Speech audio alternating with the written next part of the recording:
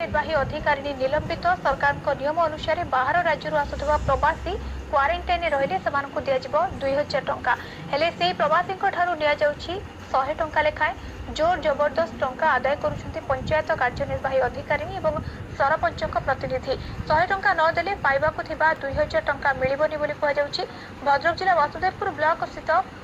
सासु भुआशुणी पंचायत एभली अभियोग आसी कहीं मिलबनी बोली पचारे मिलूची धमक एने एक वीडियो वायरल होछि। सरपंच स्वामी ना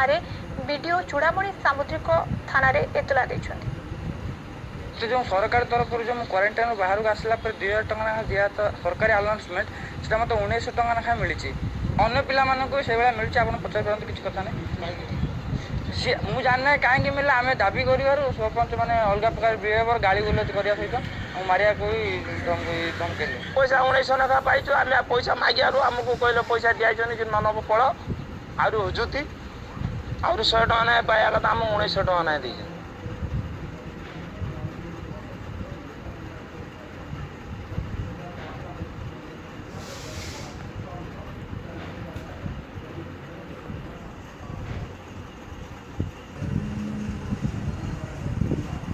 पचारू आमको कहले गला 1900 टका ना समस्ती दिया कहीं तो समस्ती दियानी